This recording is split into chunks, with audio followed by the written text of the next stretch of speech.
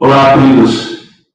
Essa é a terceira conferência da editora Nave Reformar-se, a conferência que nós fazemos anualmente por ocasião do aniversário da Assembleia de Westminster, a Assembleia que nos legou e produziu os nossos padrões como presbiterianos. A partir desse ano, nós não teremos mais um tema específico para toda a conferência, a partir dessa terceira edição, essa é a nossa terceira edição dessa conferência, e a partir dela, nós não teremos um tema central, mas em cada conferência nós abordaremos vários temas associados à confessionalidade, à teologia de uma forma geral, à eclesiologia, à piedade cristã, ao puritanismo, ou até mesmo palestras que mesclam esses temas e tenham pontos em comum. Então, vamos à nossa primeira palestra da nossa conferência desse ano, que é, como foi anunciada, o amor e a santidade. Esse é o título, com um subtítulo, uma introdução à obra da obra de Hugh Bingham. Vamos orar, queridos, pedindo a bênção do Senhor. Você que está acompanhando essa palestra, ore comigo, pedindo a graça do Senhor para essa ocasião de meditação que nós vamos ter sobre um tema tão importante que é o amor. Oremos. Senhor, nós te agradecemos, Senhor, pela oportunidade que temos de parar e meditar sobre esse tema. A partir, Senhor, dessa conferência promovida por essa editora, Senhor, que o Senhor suscitou ao lado de outras para trabalhar pelo benefício, Senhor, da tua igreja no Brasil. Que o Senhor nos abençoe nesse tempo agora, meditando a tua palavra, nessa doutrina, e nos conduza, Senhor, a uma transformação e a uma reforma mais profunda da nossa alma e da nossa doutrina, Senhor, da nossa fé. Nós oramos em nome de Jesus. Amém. Queridos, como eu falei, essa é a nossa primeira palestra sobre este tema, a santidade, o amor de Deus e a santidade. É comum, irmãos, é comum você encontrar pessoas no meio da igreja colocando e fazendo um contraponto entre o amor e a santidade, ou o amor e a obediência à lei, como se eles fossem antagônicos. É comum você encontrar pessoas colocando um antagonismo entre o amor e o zelo, por exemplo, com a santidade, ou com a pureza da doutrina, ou com a pureza do culto. E aí, se você defende a lei, ou se você defende a pureza, se você defende a santidade, logo você é uma pessoa sem amor. Esses que fazem esse antagonismo concluem. Mas uma investigação simples da Escritura Sagrada, muito mais uma investigação profunda nos provará, é que o amor e a santidade, eles não são antagônicos. O Senhor não os separou, o Senhor os uniu. As Escrituras, irmãos, elas nos apontam justamente o contrário desse pensamento que se tornou comum em nosso meio.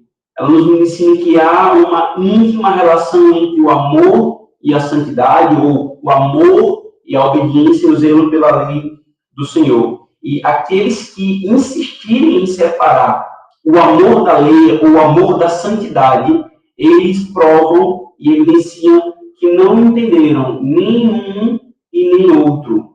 Não sabem o que é o amor e não sabem o que é a santidade.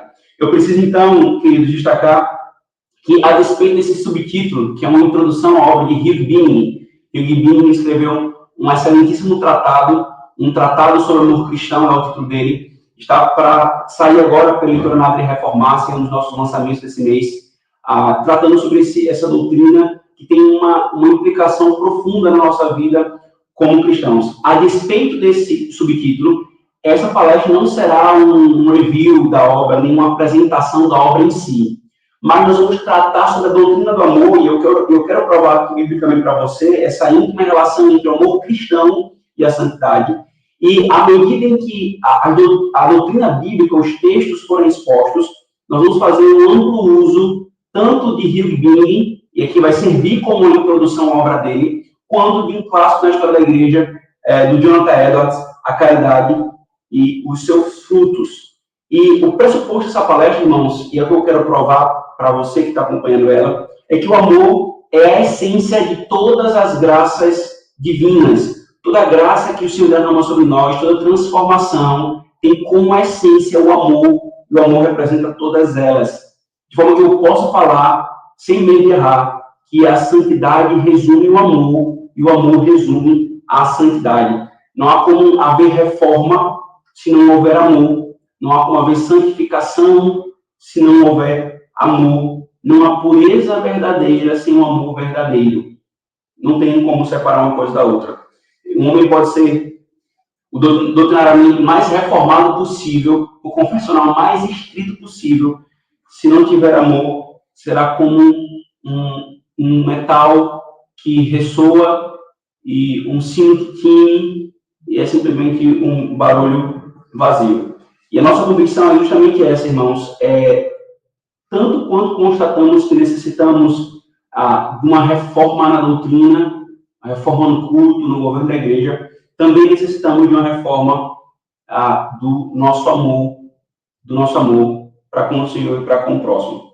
Portanto, irmãos, nessa palestra eu vou caminhar afirmando, apresentando algumas proposições, algumas afirmações que as Escrituras nos dão acerca do amor, para que, então, ao final desse breve tempo que nós tivermos, temos uma visão o mais abrangente possível, embora não necessariamente profunda, visto que nós vamos tratar de vários tópicos, nós não vamos poder aprofundar em todos, mas o mais abrangente possível do que é o amor. E a partir, então, dessa exposição, você pode ir para essas outras duas obras que, a meu ver, são as melhores obras na história da igreja que apresentam a doutrina do amor. A primeira coisa que a Escritura nos ensina, queridos, é que o amor é um elemento constituinte da natureza humana criada à imagem de Deus. Lá em 1 João 4:8 e em 1 João 4:16, no mesmo capítulo, duas vezes o apóstolo João ele afirma que Deus é amor. É da essência divina o amor. E o fato de nós, como seres humanos, amarmos é um reflexo da natureza de Deus em nós. Nós somos criados à sua imagem e semelhança.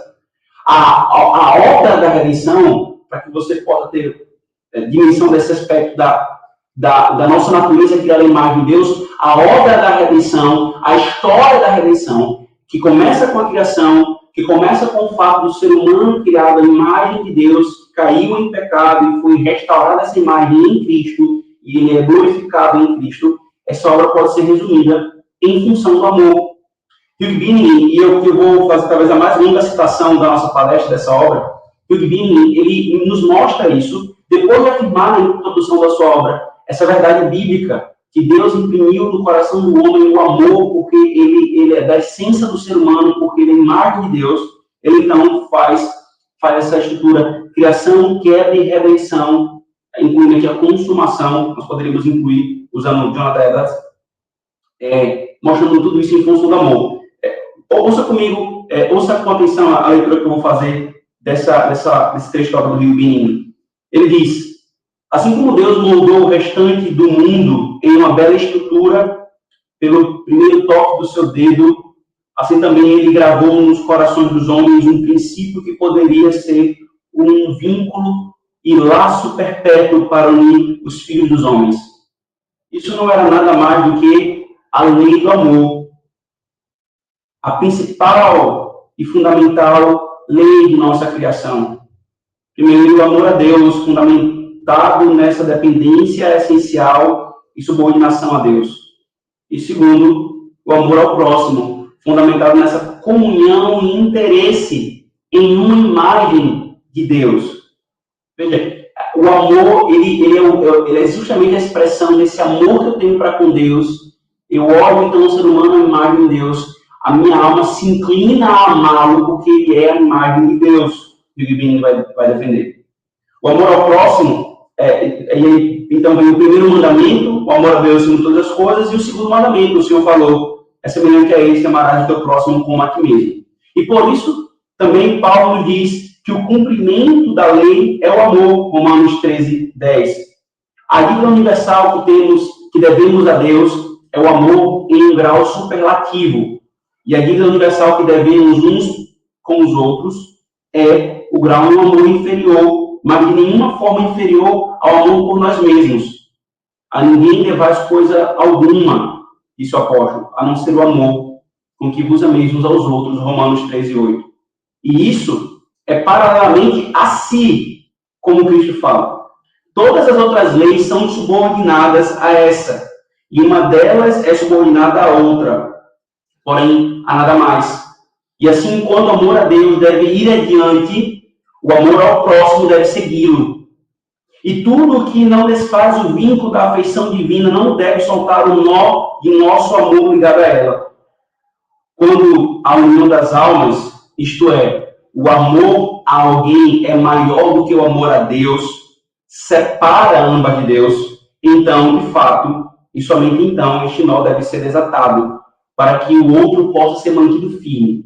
Ele está dizendo, quando o amor à criatura ou a outro ser humano é maior do que o amor a Deus, aí esse amor tem que ser interrompido para que o amor principal, que é Deus, não seja comprometido. Porque o verdadeiro amor próximo só vai vir quando houver o amor a Deus. Agora, o Senhor Jesus, tendo redimido o homem perdido e separado e reparado suas ruínas, ele preenche essa lacuna. Restaura especialmente, esta ordenança fundamental de nossa criação. Ele une homens novamente a Deus e uns aos outros. Portanto, ele é a nossa paz. Ele remove as sementes da discórdia entre Deus e o homem e entre os homens. O amor mútuo era a marca das criaturas nacionais na inocência. Todavia, agora, Jesus Cristo colocou um novo selo e significado nele. Fez dele o próprio caráter e o sinal distintivo de seus discípulos, pois, conforme é dito em João 13,35, nisso todos conhecerão que sois meus discípulos, se vos amardes uns aos outros. E Jesus Cristo nos conduzirá a uma consumação, que pode ser chamada, para usar a expressão de Jonathan Edwards, a consumação será um universo de amor. Então, a primeira coisa que a Escritura nos ensina acerca do amor é que ele é essencial à natureza humana. Nós amamos porque Deus é amor, Deus ama, desde toda a eternidade, Pai, Filho e Espírito Santo se amando infinita e perfeitamente, imprimem isso na sua criatura, a sua imagem e semelhança, e nós então passamos a amar. Amamos a Deus sobre todas as coisas, ou devemos amar a Deus sobre todas as coisas, e o amor ao próximo, em função e em consequência desse amor a Deus, ele segue, e é inevitável, porque o próximo ele possui a imagem de Deus, e eu tenho que amá-lo. Essa imagem ela foi corrompida, consequentemente o amor foi corrompido, mas Cristo então restaura esse vínculo de paz entre Deus, o homem, e entre os homens. Então, primeira coisa que nós precisamos entender aqui, que nós vamos aprofundar mais à frente, só é possível amar se você estiver em Cristo. Você que foi criado à imagem de Deus, você tem esse pulso em sua alma. E é o que vai gerar uma terceira afirmação acerca da distinção do amor natural, do amor espiritual, do amor meramente criacional nas criaturas, inclusive as que estão em queda, mas do amor cristão, que é aquele fruto da obra do Espírito Santo. Mas uma coisa é verdadeira, você só pode amar sendo uma criatura criada para isso, se você estiver em Cristo. E então vem a segunda afirmação. O amor é apresentado nas Escrituras como um afeto.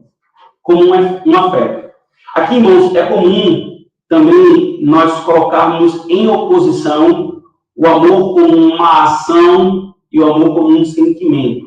Então, a gente amadurece um pouquinho na compreensão do amor, a gente já começa a perceber, não, o amor não é mero sentimento, né? E a gente já se fecha para essa possibilidade, e amor é ação, amor é decisão. Note que esses conceitos, eles não se excluem, eles se sobrepõem na Escritura Sagrada. Ora, você tem o amor sendo usado como uma graça divina, ora, o amor é apresentado como um afeto, ora, ele é expressado como uma ação. Isso não é uma coisa em detrimento da outra, mas são sobrepostas, irmãos. Embora, de fato, o amor não seja um mero sentimento, o amor, ele possui o seu aspecto afetivo. É isso que Pedro fala em 1 Pedro, capítulo 1, verso 22, e a versão que eu estou usando é a versão que nós costumamos usar na editora e também na igreja que eu pastoreio, é a ACF. 1 Pedro 1, 22. Purificando vossas almas pelo Espírito na obediência à verdade, para o amor fraternal não fingido. Amai-vos ardentemente uns aos outros com um coração puro. Pedro faz um entrelaçado de aspectos aqui do amor, mas o que eu quero enfatizar é esse aspecto ardentemente, como um afeto sim envolvido que nós devemos ter. Jonathan Edwards, irmãos, ele nos ajuda muito a compreensão da doutrina bíblica dos afetos, porque ele traz um conceito muito singular acerca dos afetos na sua obra, um clássico, as afeições religiosas. Logo na introdução dessa obra, Jonathan Edwards ele diz assim: o que são as afeições, né? As afeições não são outra coisa senão as atividades mais pujantes e sensatas da inclinação e da vontade da alma.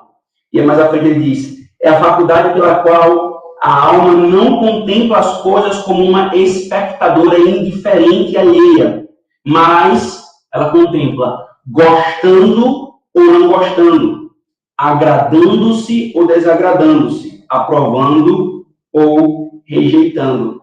A ideia é que os afetos envolvem uma inclinação da alma, ele diz, e aí envolve a vontade, ou uma repulsa da alma, e aí envolve uma oposição. E aí no decorrer da sua obra, ele vai falando um pouco mais acerca das afeições, e aí ele fala na página 30 que as escrituras mostram que a religião verdadeira é resumida no amor, a principal das afeições e a fonte de todas as demais afeições. E ele vai aqui argumentar biblicamente com vários textos bíblicos, eu estou aqui encurtando o nosso caminho, mas a ideia é que a escritura de fato apresenta o amor como uma afeição.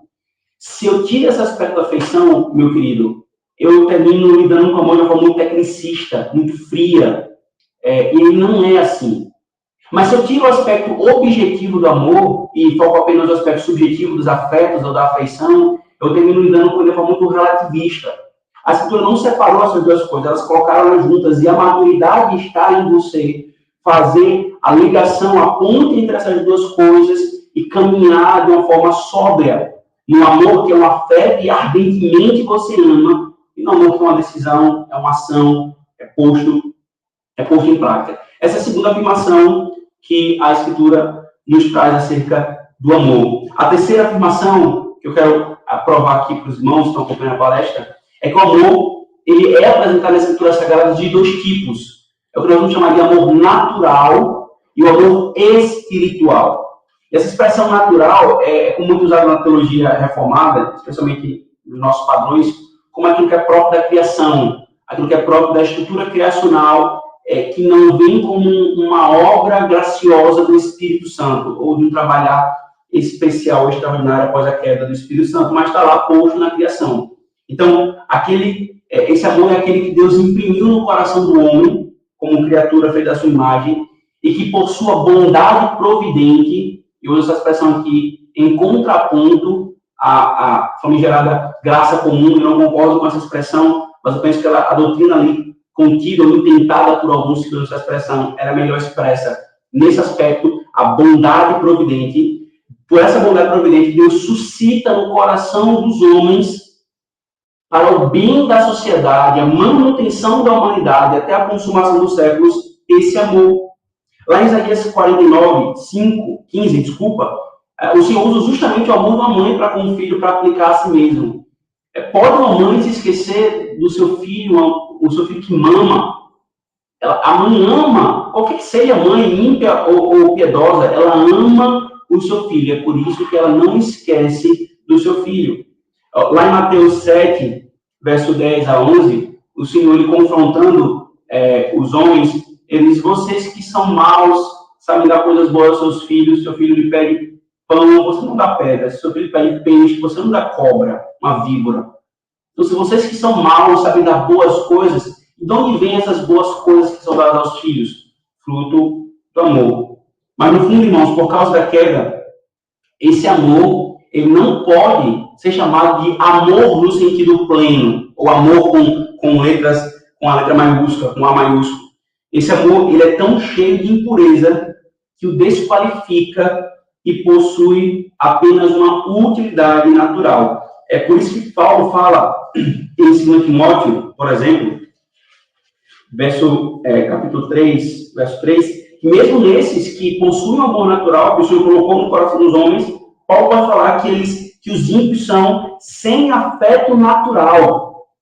Sem afeto natural. Paulo, ainda nas epístolas pastorais, no capítulo 3 de Tito, verso 3, ele fala assim: porque também nós éramos no outro tempo insensatos, desobedientes, extraviados, servindo a várias concupiscências e deleites, vivendo em malícia e inveja, odiosos e odiando-nos uns aos outros. Então, esse amor natural, ele está lá, mas ele é tão fraco e ele só tem essa autoridade pragmática para a manutenção da humanidade, para uma expressão ainda da preservação da bondade de Deus, mas ele é de tal forma que ele pode até não ser chamado de amor no sentido pleno. Mas então vem, queridos, o amor espiritual. E por que ele é chamado assim? Aqui para fazer uso do adjetivo espiritual, que o Novo Testamento costuma usar, que é aquilo que vem do Espírito. É o amor que é gerado por Deus, por um princípio de graça. A graça, ela transforma a alma humana, o Espírito transforma o coração humano, e então ele passa a amar. Por exemplo, Gálatas 22, qual é o fruto do Espírito? Um dos elementos do fruto do Espírito está lá elencado. O primeiro, amor, alegria, paz, aí o texto continua. Amor, ele é fruto do Espírito. Esse é o amor cristão, esse é o amor verdadeiro. E a partir daqui, nossa palestra, eu só vou me referir a ele agora. Não estou falando do amor natural. Estou falando do amor que é justamente fruto do Espírito. Ainda 1 João, capítulo 4, o apóstolo João, ele diz assim, verso 8, aquele que não ama não conhece a Deus, porque Deus é amor. Agora o versículo 19, nós o amamos porque ele nos amou primeiro. Que amor é esse que João está falando? É um amor espiritual. Nós só amamos a Deus, porque antes nós só odiávamos, mas nós só amamos porque ele amou primeiro, ele gerou esse princípio de amor em nós. Então vem 1 João 5,2, nisto conhecemos que amamos os filhos de Deus, quando amamos a Deus e guardamos os seus mandamentos. E aí, mais uma vez, Jonathan Edwards nos ajuda aqui, na sua obra A Caridade e os Seus Frutos, ele diz o seguinte, página 25 e 26, ele diz assim, todo amor verdadeiro cristão, ele diz, procede do mesmo Espírito que influencia o coração. O genuíno amor cristão se origina do sopro do mesmo Espírito, seja para com Deus, seja para com o homem. O Espírito de Deus é o Espírito de amor. E quando ele adentra a alma, o amor também adentra aí com ele. Deus é amor. E aquele que tem Deus habitando em si, por meio do seu Espírito, também terá o amor habitando em si. A natureza do Espírito Santo é amor. E é por comunicar-se em sua própria natureza aos santos que os seus corações se enchem do amor divino. E ele vai citar, então, Romanos 15:30, né, que fala sobre o amor do Espírito. Colossenses 1:8 também fala do amor do Espírito. É esse mesmo Espírito, em Romanos 5:5, que infunde o amor de Deus em nosso coração. E aí ele cita alguns textos em 1 João para concluir o seguinte, é pela habitação desse Espírito que a alma permanece no amor para com Deus e para com o próximo. E aí, mais à frente, ele afirma que esse amor é operado no coração pela obra do Espírito. Não há duas obras do Espírito de Deus. Uma a infundir um espírito de amor para com Deus e outra para infundir um amor para com o próximo. Não, para com os homens. É o mesmo espírito que produz o mesmo amor. É um amor completo. Essa obra aqui, que eu recomendei como uma das melhores que tratam sobre esse assunto, a caridade e os seus frutos. Então, essa é a terceira afirmação, irmãos, desses dois tipos de amor natural e amor espiritual, e a partir de agora eu vou me referir apenas ao amor espiritual. A quarta afirmação, fundamental, importantíssima para entender o amor, é esta. O amor está intimamente ligado e delimitado e definido pela lei de Deus e, portanto, ele é objetivo em seu caráter. Há 3 textos, irmãos, que nos afirmam claramente essa relação. E é por isso que é chocante, é estarrecedor encontrar pessoas no meio da igreja, muito por causa do seu antinomismo, que era um antinomismo teórico do dispensacionalismo, da teologia da Nova Aliança, que é pelo seu antinomismo prático, que isso aí realmente é gravíssimo, muito, mas tem um grau de gravidade ainda maior desse primeiro antinomismo que eu mencionei. Mas por causa dessa objeção aos 10 mandamentos, ou à lei moral, ou à imaturidade percebida da distinção na Escritura Sagrada, muitos afirmam tacitamente que o amor à lei não tem nada a ver, mas a Escritura explicitamente afirma o contrário. Mateus 22, 36 a 40. O nosso Senhor Jesus Cristo, não dialogou com o mestre da lei, que ocorreu assim: Mestre, qual é o grande mandamento da lei? E Jesus disse: amarás o Senhor teu Deus de todo o teu coração, de toda a tua alma e de todo o teu pensamento. Este é o primeiro e o grande mandamento. E o segundo, semelhante a este, é: amarás teu próximo como a ti mesmo. Destes 2 mandamentos dependem toda a lei e os profetas. O amor está definido em função da lei e a lei em função do amor. E se não ficou claro, a lei moral, ela é toda a ordenança moral que o Senhor nos dá na Escritura Sagrada. Onde ela está resumida, de forma sistemática, ali, condensada? Os 10 mandamentos. Como é que eu posso resumir os 10 mandamentos? Os 10 mandamentos são resumidos em 2 grandes mandamentos: amar a Deus sobre todas as coisas e o próximo como a si mesmo. Só que eu posso fazer um resumo do resumo do resumo do resumo. E Paulo faz isso em Romanos 13, verso 8 e 10. Ele diz: a ninguém levais coisa alguma, a não ser o amor com que vos ameis uns aos outros. Porque quem ama aos outros, cumpriu a lei. Com efeito, não adulterarás, não matarás, não furtarás, não darás falso testemunho, não cobiçarás. Se há algum outro mandamento, nesta palavra se resume: amarás o teu próximo como a ti mesmo. O amor não faz mal ao próximo, de sorte que o cumprimento da lei é o amor. Ele falou no início: quem ama, cumpre a lei. Quem cumpre a lei, ama. A natureza da lei é o amor. E o amor é objetivamente definido em função da lei. A Escritura não coloca, e aí aquele aspecto que eu mencionei no início, paralelo ao afeto, a Escritura não coloca o amor no seu sentido subjetivo, que cada um defina o que é amor. O que nós vemos na nossa sociedade hoje, queridos, é exatamente isso. Não só a igreja, mas os homens, especialmente os ímpios, eles desvincularam o amor do conceito objetivo da lei. O Senhor diz: amor é isto. Não, então o ímpio fala assim: não, eu não quero a tua lei, mas eu vou definir o amor segundo os meus termos. Então o que importa é amar, o amor venceu, toda manifestação de amor vale. Então o amor torna-se algo banal, banalizado, sem nenhum critério de julgamento. E aí cai no reducionismo do mero afeto ou sentimento confuso, inclusive. E aí João, na sua segunda epístola, no verso 6, ele disse: e o amor é este. O que é o amor? Que andemos segundo os mandamentos do Senhor. E este é o mandamento, como já desde o princípio ouviste, que andeis nele. Então, queridos, não tem outra forma de definir o amor senão em função da lei. Essa é a quarta afirmação. O amor está intimamente ligado, delimitado e definido pela lei e, portanto, ele é objetivo em seu caráter.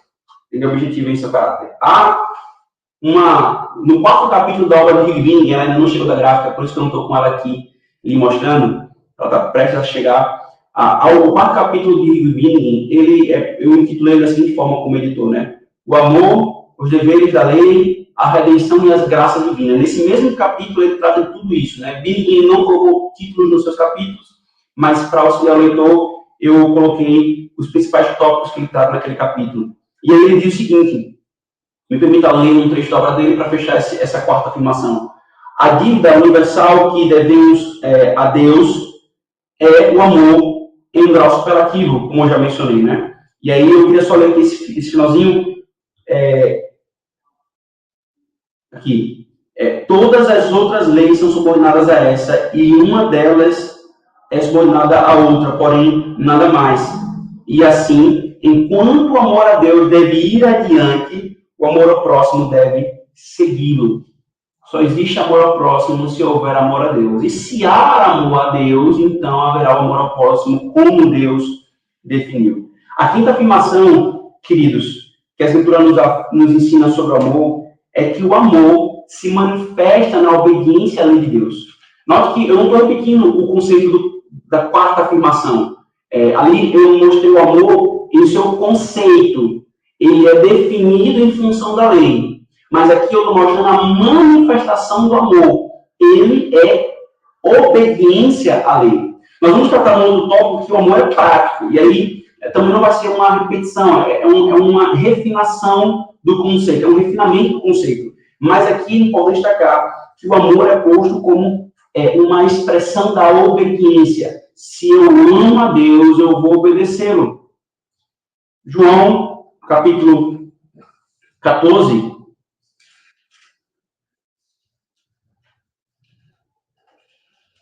verso 15. O nosso Senhor nos diz da seguinte forma: se me amais, guardais os meus mandamentos.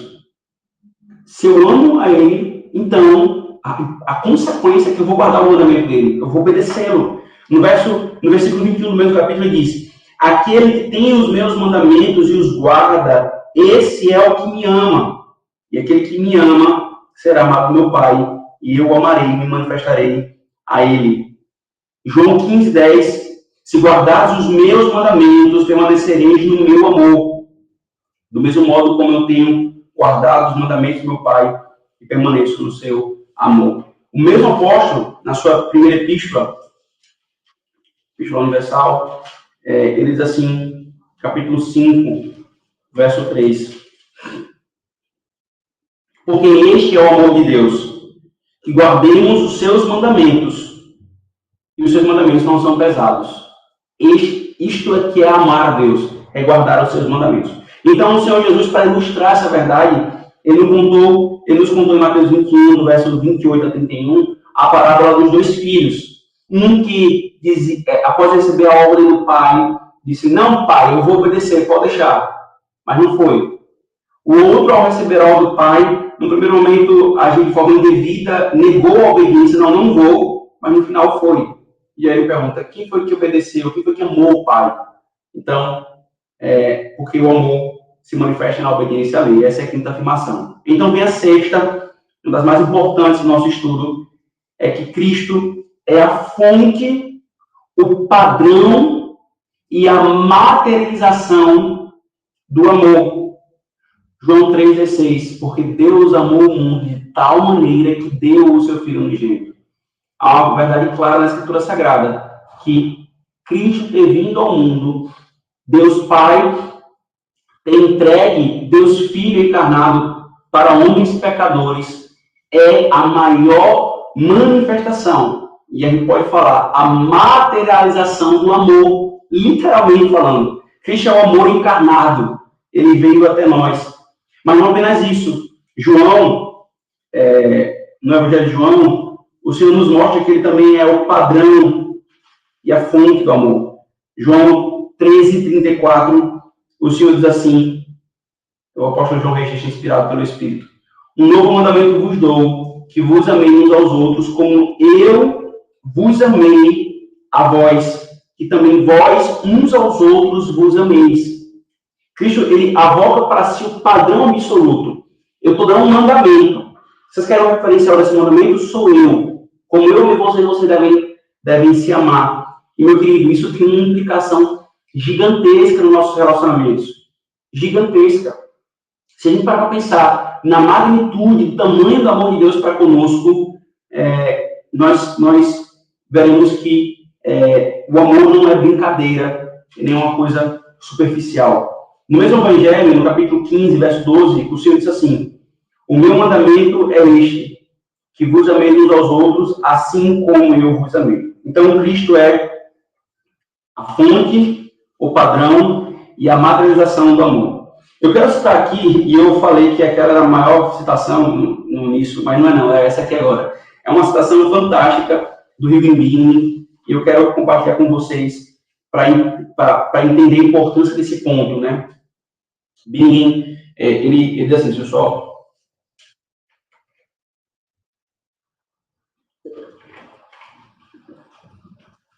ele diz assim, ao refletir sobre como essa majestade tão gloriosa, grandiosa, alta, santa e totalmente suficiente, que não tem a necessidade de buscar prazer fora de si, já que toda felicidade e prazer estão contidos em seu próprio ser, pode amar uma criatura. Ele fala assim, nós vamos entender e sermos incitados ao amor quando nós refletimos sobre essa majestade de Cristo, do Pai e do Espírito, que sendo tão suficiente em seu amor um pelo outro, ele então ama, ele se dispôs, ele se põe a amar uma criatura. Sim, ele continua, e se reconciliar com uma criatura tão pecaminosa, que ele poderia esmagar com a mesma facilidade com que diz uma palavra. Quando considero que ele pode encontrar prazer em um objeto tão indigno e humilde, então, quanto mais eu, uma criatura miserável, deveria amar meu semelhante, que muitas vezes é melhor do que eu, e que, na maioria das vezes, não muito pior. Existe uma distância e uma desproporção infinitas entre Deus e o homem. No entanto, ele suportou tudo isso para amar o homem. Que dificuldade eu teria, então, em colocar minha afeição em meu igual? No pior caso, e frequentemente, melhor do que eu. Não pode haver uma distância proporcional entre o mais elevado e o mais baixo, entre o mais rico e o mais pobre, entre o mais sábio e o mais ignorante, entre o mais gracioso e o mais ímpio, como há entre Deus infinito e um anjo finito. Deveriam então as fraquezas e falhas mútuas dos cristãos criar um abismo intransponível, como entre o céu e o inferno, que ninguém possa atravessar por uma ponte de amor para ambos? Se Deus nos amou, João disse, não deveríamos amar uns aos outros, 1 João 4,11. E além disso, quando eu considero que Deus não apenas me amou, mas também a meus irmãos, que eram dignos de ódio, e Ele nos amou com um amor eterno, passando por cima de tudo que havia neles, e estendendo o seu manto sobre a sua nudez, transformando um tempo de repulsa em um tempo de amor. Como posso reter minha afeição onde Deus derramou a sua? Eles não são infinitamente mais indignos de seu amor do que eu, visto que infinitas ofensas não mudaram o amor dele, o amor de Deus. Pequenas ofensas insignificantes deveriam impedir o meu amor. Não é suficiente que meu amor se alinhe com o amor de Deus pelas mesmas pessoas. A seguir, ele então continua na meditação. Consideramos Jesus Cristo, o unigênito do Pai, cheio de graça e verdade, que era o deleite do Pai desde a eternidade. Sim, sendo ele o deleite do Pai, mesmo assim, pôde se alegrar nos lugares habitados na terra e amar a ponto de se entregar por eles. Apesar dos homens serem pobres criaturas miseráveis e ainda por cima seus inimigos, Deus amou tanto que deu o seu Filho, e Cristo amou tanto que se entregou como sacrifício pelos pecados, tanto por mim quanto por outros. Quem não seria, ou quem não se sentiria compelido a amar os outros, ou ao contemplar esse espelho de amor incomparável e imaculado? De forma que, se eu quero aprender a amar, eu preciso olhar para Cristo. Se eu quero amar mais e mais perfeitamente, eu preciso buscar em Cristo essa fonte de amor. E quando eu olho para o amor do Pai por criaturas como nós, o amor do Filho por criaturas como nós, o amor do Espírito por criaturas como nós, se esvai toda a nossa dificuldade de amar aqueles que são o nosso igual. E Hugh Bing, ele argumentou alguns capítulos antes que são comumente melhores do que nós. A sétima afirmação, irmãos, que a Escritura nos dá é esta: não há amor ao próximo sem amor a Deus, e não há amor a Deus que não se manifeste no amor ao próximo. E aqui, mais uma vez citando João, conhecido como apóstolo do amor, ele nos diz em 1 João 3,10: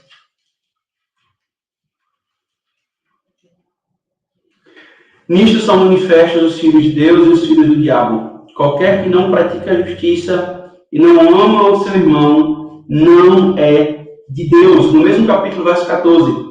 Nós sabemos que passamos da morte para a vida porque amamos os irmãos. Que não ama o seu irmão permanece na morte. Aí, capítulo 4, versículo 8. Aquele que não ama não conhece a Deus, porque Deus é amor. Capítulo 4, verso 20. Se alguém diz, eu amo a Deus e odeio seu irmão, é mentiroso. Pois que não ama seu irmão, ao qual viu, como pode amar a Deus a quem não viu? Queridos, se eu amo a Deus, esse amor tem que ser manifestado no amor ao próximo. E aí vem uma consideração para nós, que em aplicação. Se nós dizemos que amamos tanto a Deus e somos zelosos, por exemplo, nós, os confessionais, né, sobre o seu culto, sobre tudo aquilo que a sua palavra nos ordena como pureza na igreja, na vida, etc. Mas nós somos incapazes de amar alguém, de honrar os nossos pais, a autoridade, de servir a nossa esposa, no caso de casados, a nossos filhos, de sermos pacientes, de sermos longânimos, de nos sacrificarmos em favor do outro, de perdoarmos quando nos ofende. Se nós levantamos a bandeira do amor a Deus, mas é ausente em nosso coração o amor ao próximo, eu tenho de questionar, na autoridade de Cristo, nós devemos afirmar isso, irmãos, eu tenho de questionar o amor que eu tenho a Deus. Com grande probabilidade, ele é um amor falso, na melhor das hipóteses, um amor profundamente imaturo.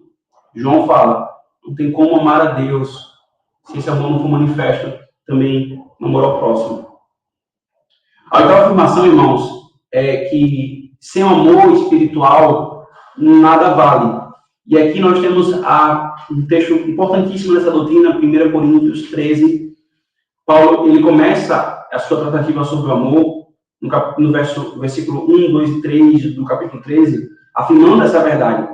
Ainda que eu fale a língua dos homens e dos anjos e não tiver amor, seria como metal que soa ou como um sino que tinha. Ainda que tivesse o dom de profecia e conhecesse todos os mistérios e todo o conhecimento, e ainda que tivesse toda a fé, de maneira tal que transportasse os montes, e não tivesse amor, nada seria. E ainda que distribuísse todas as minhas fortunas para sustento dos pobres, e ainda que entregasse o meu corpo para ser queimado, e se não tivesse amor, nada disso me aproveitaria. Note que são todas questões aqui práticas, inclusive, tá? Além da questão do conhecimento, você tem a questão de se entregar a sua fortuna para os pobres, você dá o seu corpo em favor de outro. E ele mostra que o amor envolve afeto também. Porque eu posso fazer tudo isso de forma prática e não ter amor. Nada vale se não houver amor, queridos. O amor é que dá valor a todas as coisas. O que dá valor a uma moeda é a quantidade de ouro que um país tem, além dessas relações comerciais e econômicas que é muito mais complexa do que uma breve ilustração. Então, o que dá valor é o lacho, é a quantidade de ouro que se tem. O que dá valor a uma ação é o amor que está por trás dela. É por isso que Jonathan Edwards, mais uma vez na sua obra A Caridade dos Seus Frutos, ele nos ajuda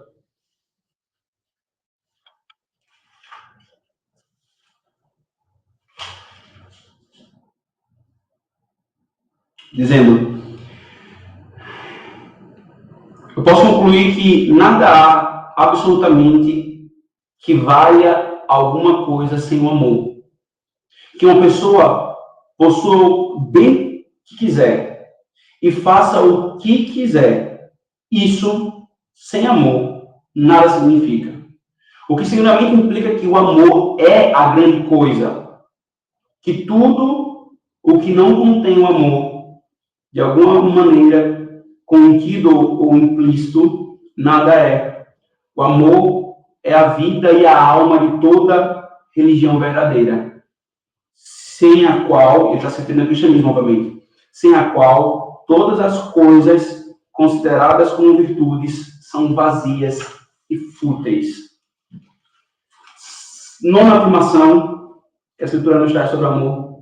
O amor é descrito com precisão em 1 Coríntios 13 e em Romanos 12. Nós não vamos ler esses dois textos porque eles são longos, mas se você quiser anotar para considerar depois, 1 Coríntios 13, do verso 1 ao 8, e Romanos 12, do verso 9 ao 18. John Stott, por exemplo, menciona aqui em Romanos 12, como Paulo expõe vários ingredientes que compõem o amor. Jonathan Edwards, na sua obra A Caridade e Seus Frutos, essa obra é essencialmente uma exposição de 1 Coríntios 13. E o Ribini, na sua obra sobre o amor, o Tratado sobre o Amor Cristão, ele dedica um capítulo, e é claro que ele é bem mais curto que a obra de Jonathan Edwards, que é uma obra inteira só sobre 1 Coríntios, mas ele não fica atrás em termos de sua profundidade e eficácia. Então, eu recomendo que você leia esse capítulo para meditar sobre essas características diversas do amor, o amor que é humilde, é paciente, o amor que não entende o mal, o amor que é caridoso nos seus pensamentos para com o próximo. É uma descrição profunda, irmãos, e queira o Senhor que nós atinjamos aquilo que Ele nos ensina na sua palavra. A 10ª afirmação, irmãos, é que o amor, ele é prático. O amor é prático. 1 João, capítulo 3. E aqui não eu afirmei, como eu disse no início, né, o amor manifesta na obediência à lei. Eu já havia anunciado sobre essa proposição, que não é uma redundância, mas é para fazer o contraste entre o mero falar que se ama e o agir em favor do que se ama. 1 João 3, 16 a 18. Conhecemos o amor nisto, que ele deu a sua vida por nós, e nós devemos dar a vida pelos irmãos. Quem, pois, estiver dentro do mundo e vendo o seu irmão necessitado, lhe cerrar as suas entranhas, como reside nele o amor de Deus? Meus filhinhos, não amemos de palavra nem de língua, mas de obra e em verdade. E aqui está o contraste. Quando o Senhor Jesus pergunta a Pedro, João 21, 16 a 17, se ele o amava, o que ele demanda dele é, então, pastoreie o meu rebanho, pastoreie as minhas ovelhinhas, como uma manifestação prática desse amor. E, por último, a 11ª afirmação desse elencar de afirmações e proposições gerais que a Escritura nos traz sobre amor é que o amor é eterno e resume as delícias do céu. 1 Coríntios 13 encerra assim: agora, pois, permanecem a fé, a esperança e o amor. E estes três, mas o amor destes é o maior. O maior destes é o amor. E por que o amor é o maior destes? É comum um entendimento nesse texto bíblico de que o amor é o maior destes porque o amor ele é eterno. Ele vai entrar por toda a eternidade. A fé eu necessito enquanto eu caminho nesta era, deste lado da era. A esperança também. Mas o amor eu vou amar por toda a eternidade. E então, também nessa obra A Caridade e Seus Frutos, que tem o último capítulo dela, é o céu, se não me engano, intitulado assim, o céu, o universo de amor. Que capítulo extraordinário, irmãos, que nos leva a meditarmos sobre a glória, sobre o que está reservado para o povo de Deus, resumindo no amor. Eu vou ler aqui um trecho apenas, na página 370, de Jonathan Edwards. Ele diz assim: o amor, depois fala assim, no céu o amor habita e reina em cada coração. O amor está em Deus, como a luz está no sol, o qual não brilha por uma luz refletida, como se dá com a lua e os planetas, mas por sua própria luz e com grande fonte de luz. E de Deus o amor flui para todos os habitantes do céu. Ele flui, em primeiro lugar, necessário infinitamente para seu Filho unigênito, sendo derramado sem mistura, como um objeto que é infinito e, assim, sim, amplamente adequado para toda a plenitude de amor. E o Filho de Deus é não somente um infinito objeto do amor, mas também o infinito sujeito dele. Ele não apenas é amado do Pai, mas infinitamente amado. E ele vai mais à frente, ele diz, esse amor flui em inúmeras correntes para todos os habitantes criados que habitam no céu, para todos os santos e os anjos que vivem ali. O amor de Deus Pai flui para Cristo, a cabeça, então para todos os membros através deles. E ele vai expondo como que o céu é esse universo de amor. Querido, não tem como nós termos santidade se nós não temos amor. A santidade, ela vem como um princípio de um coração transformado pelo Espírito. Se o coração foi transformado pelo Espírito, o amor habita lá, habita ali. O nosso objetivo, irmãos, é viver em amor. Então, tanto mais eu conheço a lei, mais eu tenho que amar. Tanto mais eu amo, mais a lei é vista na prática em mim. Que não separemos aquilo que Deus uniu. Se Deus uniu o amor à lei, o amor à santidade, nós não devemos separar. Que nós clamemos ao Senhor graça, para que nós vivamos amando a Ele, com zelo pela sua palavra, pela sua lei, pelo seu culto, pela sua igreja, por tudo quanto Ele nos ordena, que inclui também o amor, o zelo para com o amor ao próximo. Que Deus nos abençoe. Oremos. Senhor, obrigado pela tua palavra nos ensinar sobre esse aspecto maravilhoso, Senhor, fundamental da nossa existência e da tua obra, Senhor, que é o amor. Nós reconhecemos, Senhor, que nós não amamos como devemos amar, Senhor. Está longe de nós o padrão que o Senhor requer. Mas aquele, Senhor, a nós que o Senhor transformou o coração pelo teu Espírito, Senhor, transborda o amor em nós, Senhor.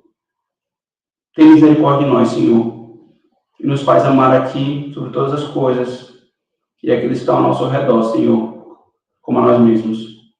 Nós oramos em nome de Jesus. Amém. Que Deus abençoe. Até a próxima palestra.